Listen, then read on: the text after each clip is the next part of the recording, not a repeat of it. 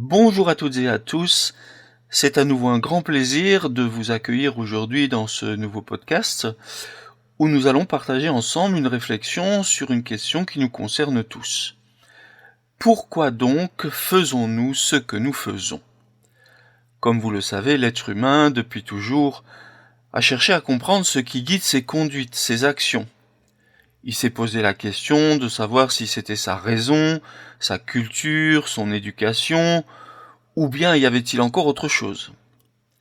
Derrière nos actions, notre façon de faire, de penser, etc., se cache-t-il derrière nos gestes, derrière nos choix, des forces plus profondes, héritées de notre histoire biologique et de notre évolution ? Aujourd'hui, la psychologie, la biologie, l'éthologie, mais aussi la cybernétique ont chacune apporté des réponses partielles à toutes ces questions. Mais nous avons la chance, actuellement, de pouvoir croiser toutes ces sciences, de pouvoir les mettre en adéquation, afin de construire une vision plus globale, plus large et plus intégrée de ce qu'est le comportement humain. Au fil de ce podcast, Frédéric et moi, nous allons alterner nos voix pour explorer ce sujet sous différents angles. Nous parlerons d'instinct, d'environnement, d'attachement, mais aussi de ce que ces découvertes impliquent pour comprendre nos fragilités et en particulier, vous l'aurez compris, puisque tel est notre domaine, les fragilités psychologiques.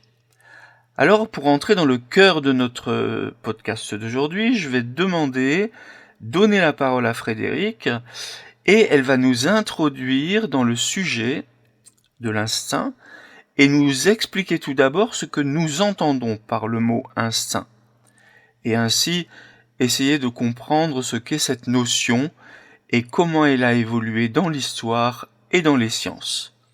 Bonjour Frédéric, à vous la parole. Merci Pascal pour cette introduction et bonjour à toutes et à tous. Alors pour commencer ce parcours, j'aimerais vous parler d'une question fondamentale, celle de l'instinct. Pendant longtemps, la psychologie a manqué d'un cadre clair pour le définir. On observait bien que certains comportements apparaissaient spontanément, c'est-à-dire sans apprentissage ni imitation, et qu'ils semblaient directement liés à la survie ou à la reproduction. Mais malgré cette évidence, il était difficile de distinguer ce qui relevait d'un simple automatisme, d'une habitude ou d'un véritable instinct. La psychanalyse avec Freud a tenté d'apporter une réponse en parlant de pulsion. Elle avait le mérite de souligner le rôle de force fondamentale orientant notre vie psychique. Mais cette approche restait trop spéculative, beaucoup trop éloignée de l'observation concrète. C'est finalement grâce aux sciences modernes que les choses ont changé. L'éthologie, en étudiant les animaux dans leur milieu naturel, a mis en évidence des schèmes de comportement universels qui sont organisés en séquences. La biologie a montré le rôle conjugué de la génétique et de l'environnement. Et la cybernétique, quant à elle, a apporté un langage nouveau, parlant de but, de régulation et de rétroaction.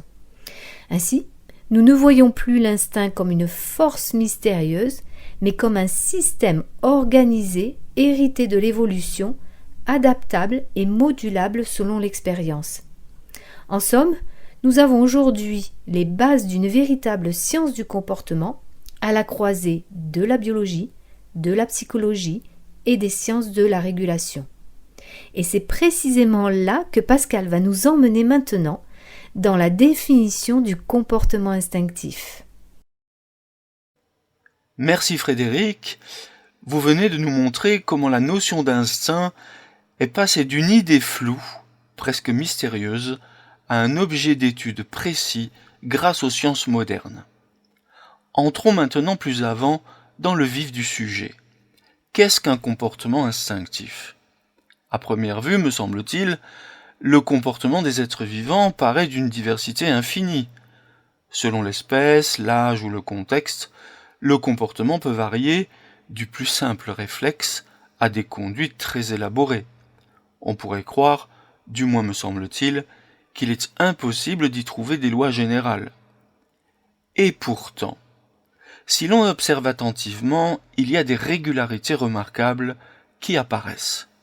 Certaines conduites surgissent avec une constance absolument frappante, toujours dans les mêmes conditions, et bien évidemment chez tous les individus d'une même espèce. Ce ne sont pas des gestes appris, ce sont des comportements organisés, prévisibles, et ces comportements organisés et prévisibles, nous les appelons des conduites instinctives. Mais quelles sont donc les caractéristiques de ces conduites et en quoi se distinguent-elles ? D'abord, elles ne se réduisent pas à un simple réflexe. Un réflexe, c'est une réponse immédiate, alors que l'instinct se déploie en séquence ordonnée, comme un programme inscrit dans l'organisme. Ensuite, ces conduites sont orientées vers un but. Elles ne sont pas mécaniques. Elles visent toujours un résultat, et surtout un résultat utile à l'espèce tout entière. Par exemple, trouver de la nourriture, protéger les petits, trouver un partenaire. Enfin, toutes ces conduites apparaissent indépendamment de l'apprentissage. Pas besoin de les apprendre pour les avoir. C'est-à-dire que même sans modèle, même sans expérience préalable, l'individu d'une espèce donnée est capable de manifester ces conduites bien précises. Bien sûr, l'environnement peut les moduler, mais leur structure fondamentale est héritée de manière biologique. Autrement dit, l'instinct est une organisation du comportement qui a une valeur vitale, et c'est pourquoi il garantit la survie et la reproduction. C'est ce socle qui se transmet de génération en génération et qui constitue le répertoire de base de chaque espèce. Alors, pour comprendre pleinement ce répertoire, il faut maintenant dépasser une vieille opposition, celle entre ce qui serait inné et ce qui serait acquis. Et c'est justement ce que va nous expliquer Frédéric dans une nouvelle intervention. Merci Pascal. Alors vous venez de nous montrer comment définir un comportement instinctif et surtout combien il se distingue d'un simple réflexe ou d'un apprentissage.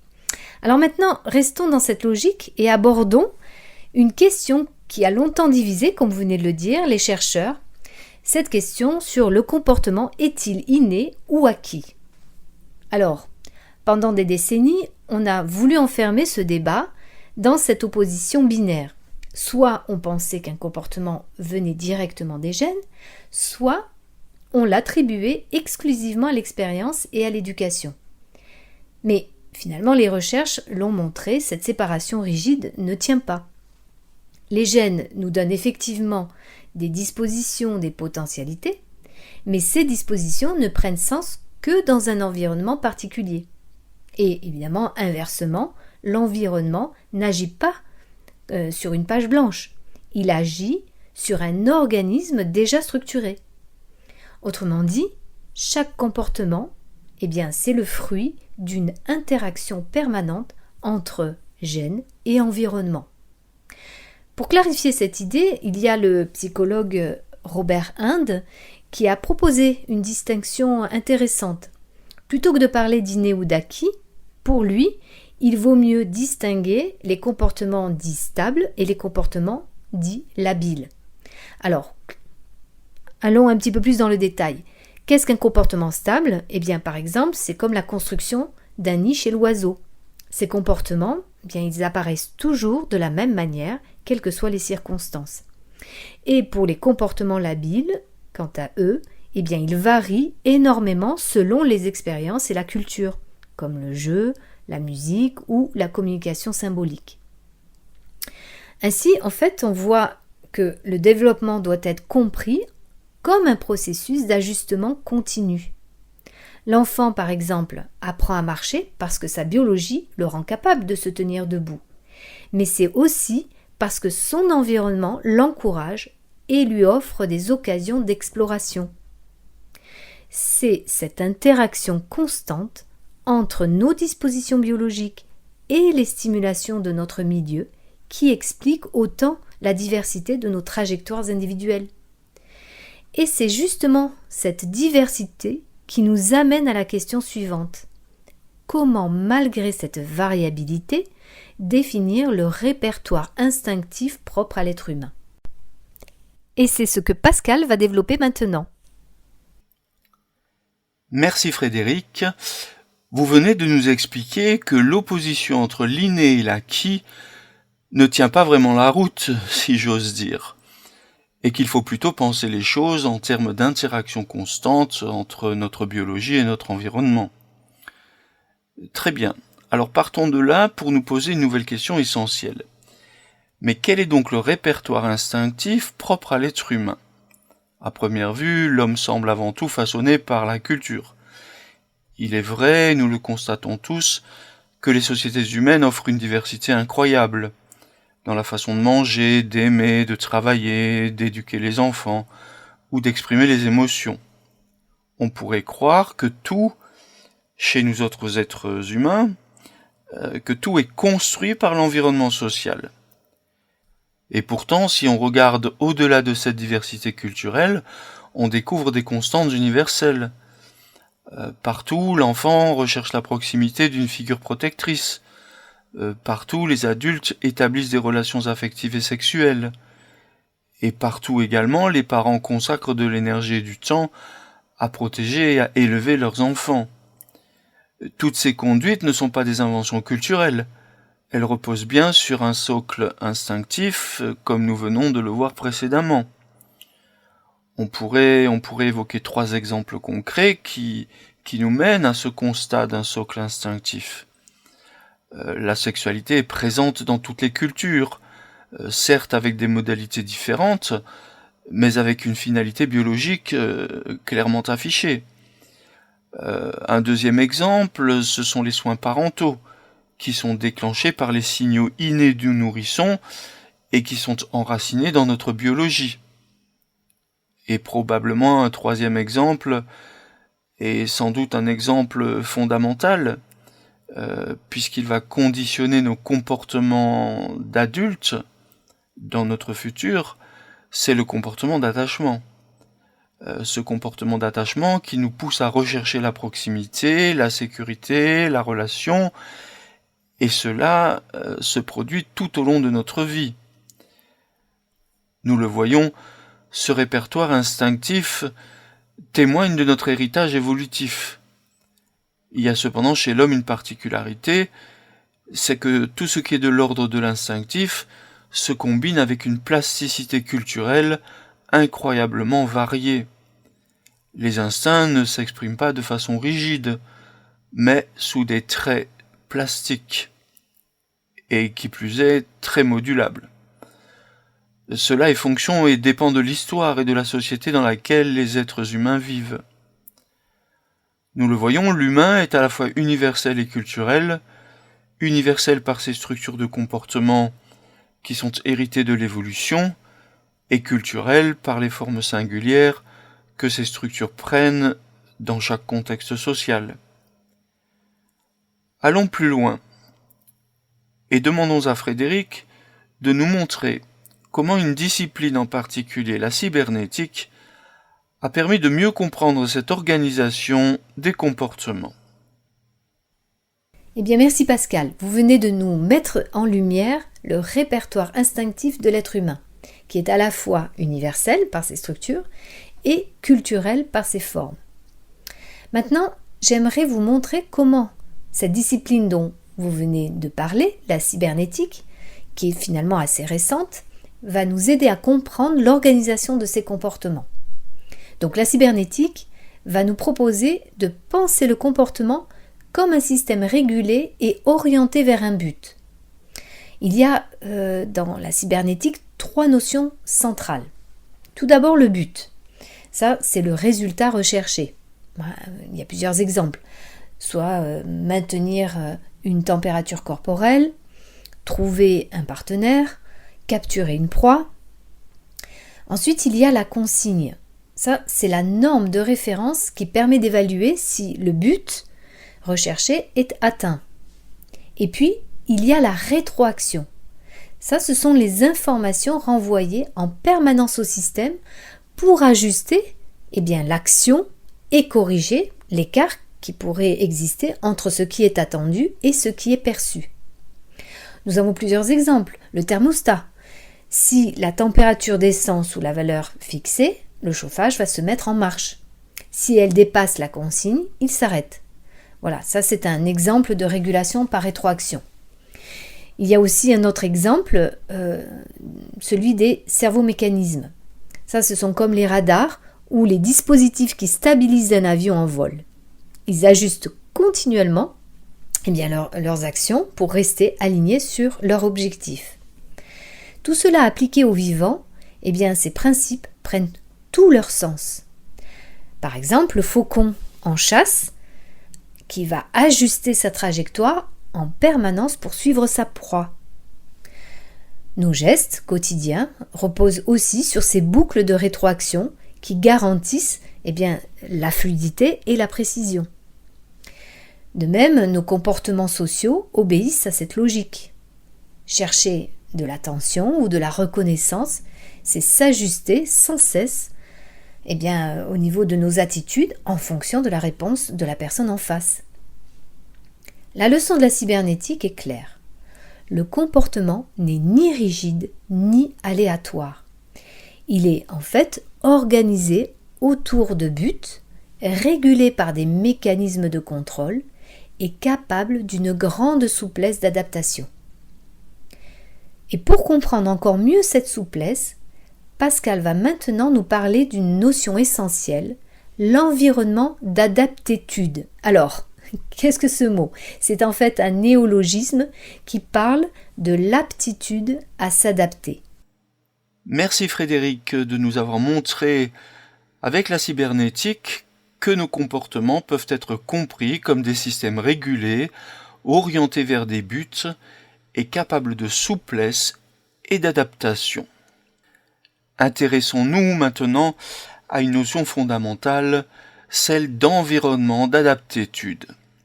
Je rappelle, comme vous le disiez, que nous utilisons le néologisme adaptétude pour désigner une aptitude à s'adapter. Qu'est-ce que cela veut dire l'environnement d'adaptétude ? Tout simplement que les comportements instinctifs ne prennent tout leur sens que dans un milieu précis, façonné par l'évolution. On peut penser à une araignée par exemple, son milieu précis c'est finalement la toile d'araignée, elle est inséparable de sa toile, l'araignée. Sans toile, l'araignée ne peut pas survivre. C'est dans ce cadre particulier que les espèces fonctionnent de manière optimale. Il leur faut un environnement qui leur est propre. On peut aussi penser aux castors, qui construisent des barrages en bois sur les courants d'eau, sur les rivières. Par exemple, d'autres exemples qui peuvent nous éclairer, chez les oiseaux, l'instinct de nidification ne peut se déployer qu'à condition de trouver des matériaux adaptés à la fabrication du nid, mais également des sites adaptés pour construire ce nid. Hors de ce contexte, l'adaptétude devient maladroite et même parfois complètement inopérante. Un autre exemple peut se trouver chez certains insectes, où la spécialisation est si poussée qu'une espèce tout entière dépend d'une seule plante, ou d'un habitat particulier. Si cette plante disparaît, si cet élément n'est plus là, c'est toute la population des insectes d'une espèce particulière qui est menacée. Enfin, on peut donner un dernier exemple chez les cétacés, où la morphologie et les comportements de déplacement sont ajustés à l'immensité de l'océan. Lorsqu'on les retire de ce milieu, les cétacés sont rapidement en détresse. Tous ces exemples nous montrent que l'efficacité d'un comportement dépend toujours de l'environnement d'adaptétude. Que se passe-t-il donc aux divers changements que les espèces rencontrent ? Deux voies s'ouvrent à elles. La première, c'est l'adaptation biologique. Les organismes se transforment, et généralement ils se transforment lentement, au fil des générations, par sélection naturelle. La seconde, c'est l'adaptation du milieu.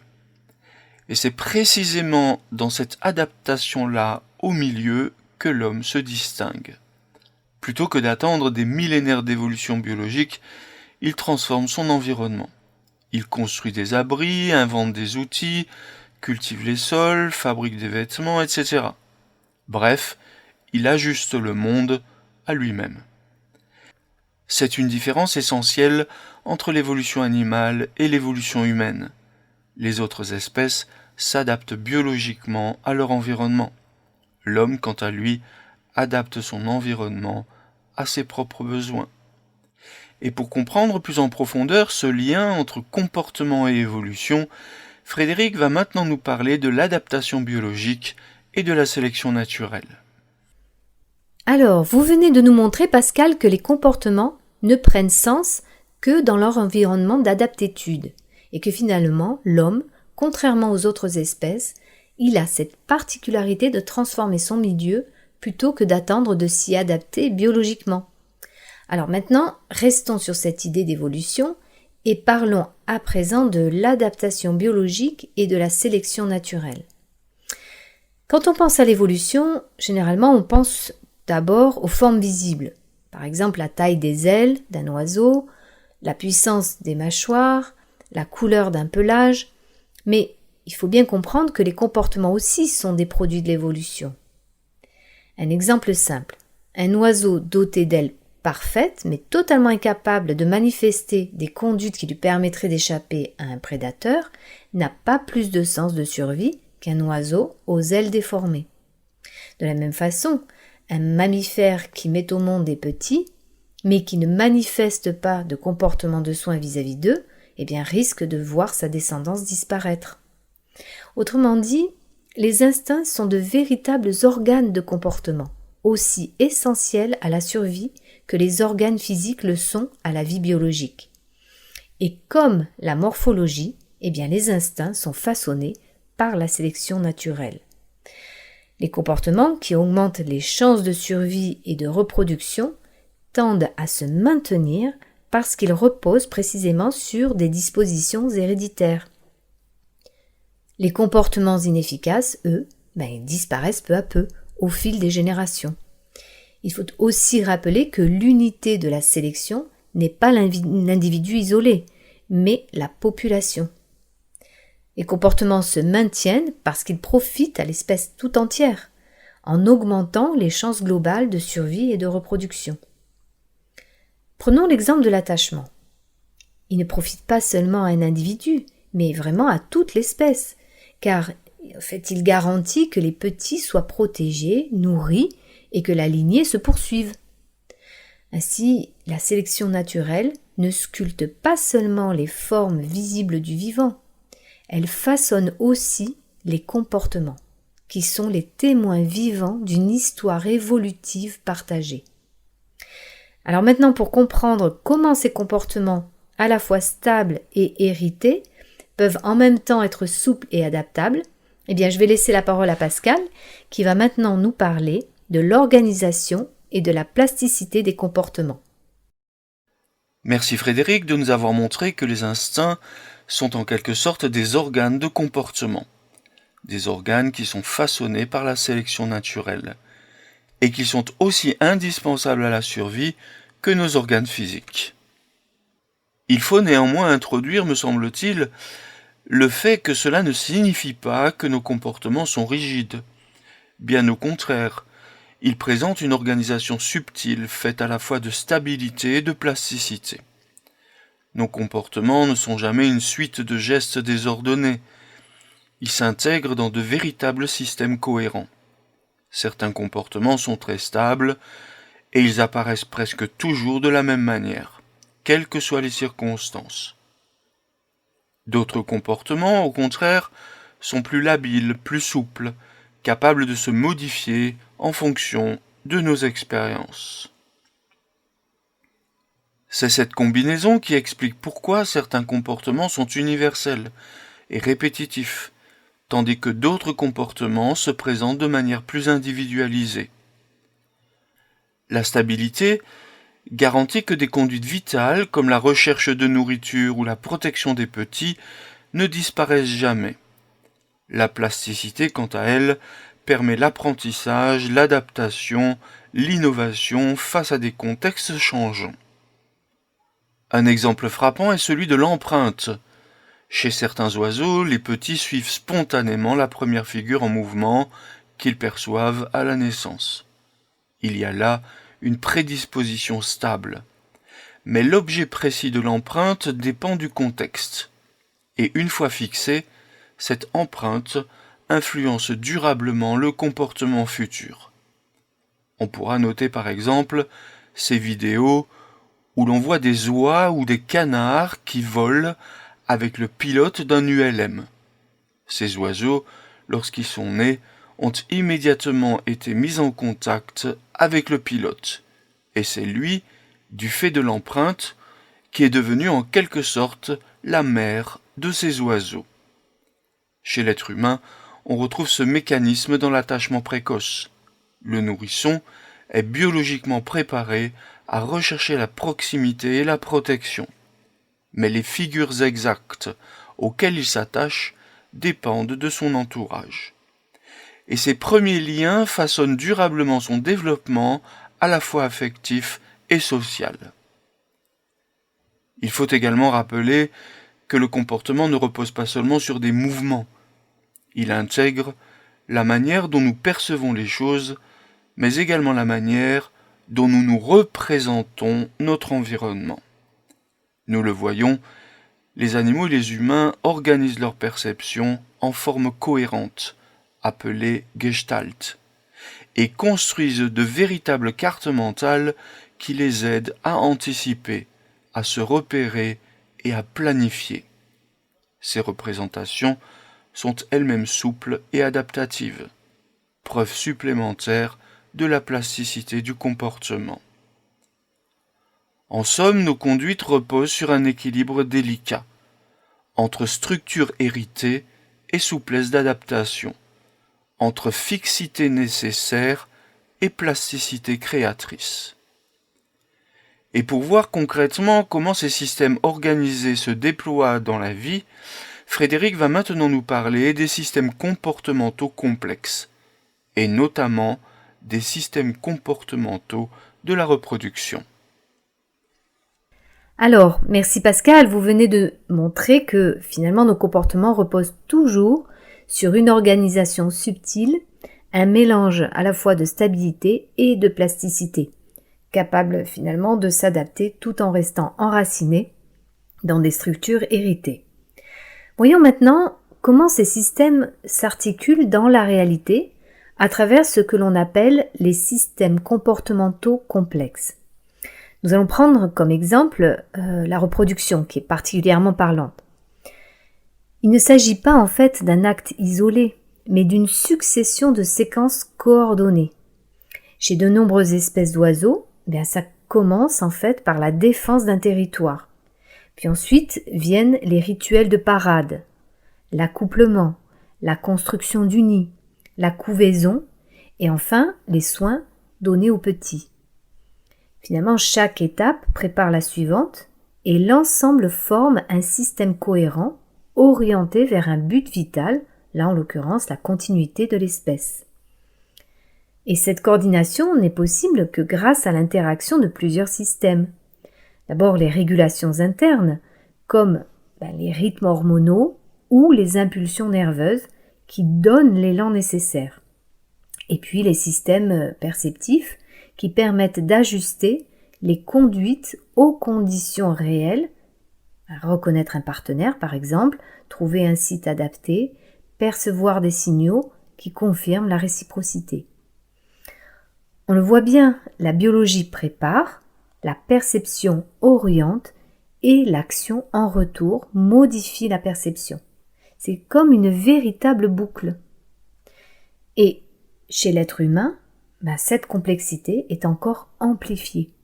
Nos instincts interagissent avec nos processus cognitifs et symboliques, ce qui enrichit et diversifie encore nos comportements. Mais il faut aussi garder en tête une chose. Même le système le mieux organisé reste soumis aux limites de l'environnement. Sans ressources, sans partenaires, ou dans un contexte totalement défavorable, eh bien les séquences instinctives risquent d'échouer. Et pour l'homme, eh bien ces contraintes ne sont pas seulement naturelles, elles sont aussi sociales et culturelles. Quand nos environnements sociaux ne correspondent pas aux attentes héritées de nos systèmes instinctifs, eh bien cela crée des tensions, parfois même de la souffrance psychologique. En résumé, les systèmes comportementaux complexes sont comme des orchestrations subtiles où la biologie, la perception et l'environnement interagissent sans cesse. Et parmi ces systèmes, l'un occupe une place centrale dans l'existence humaine, c'est l'attachement.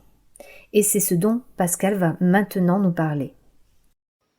Frédéric vient de nous montrer combien les systèmes comportementaux peuvent être complexes et comment leur réussite dépend toujours de l'articulation entre biologie, perception et environnement.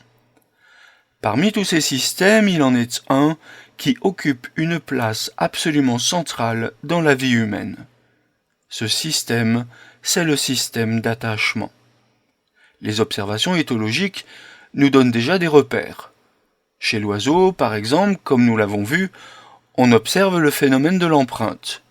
Le petit suit spontanément la première figure en mouvement après l'éclosion. Généralement, dans la vie courante, il s'agit de sa mère. Ce processus, inscrit dans sa biologie, garantit sa survie. Chez les mammifères, les adultes prodiguent soins et protection à leurs petits. Nourriture, chaleur, défense contre les prédateurs, etc. En retour, les jeunes manifestent des signaux puissants tels que des cris, la recherche de proximité, la détresse en cas de séparation. Ensemble, toutes ces réponses parentales et juvéniles forment un système intégré qui assure la continuité de la vie. Chez l'être humain, ce système d'attachement prend une ampleur particulière. Dès les premiers instants, le nourrisson cherche la proximité d'une figure protectrice, non seulement pour survivre matériellement, mais aussi pour acquérir une sécurité affective qui lui est indispensable. Ses pleurs, ses sourires, ses gestes de rapprochement sont autant de signaux innés qui déclenchent chez l'adulte des comportements de soin. Et la spécificité humaine, c'est que ce besoin d'attachement ne disparaît pas une fois que l'autonomie est acquise. Ce besoin d'attachement dure et demeure tout au long de la vie. L'enfant, l'adolescent, l'adulte, la personne âgée, tous continuent de rechercher des liens affectifs et sécurisants. Que ce soit dans la famille, l'amitié ou l'amour, ce besoin d'attachement structure l'expérience humaine à chaque étape de l'existence. De plus, l'attachement ne se limite pas à assurer la survie.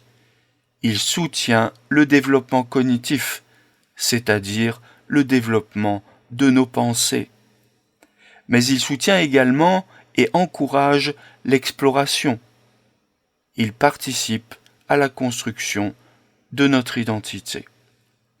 Grâce à une base affective stable et sécurisante, l'individu peut ainsi s'ouvrir au monde et se développer de manière optimale.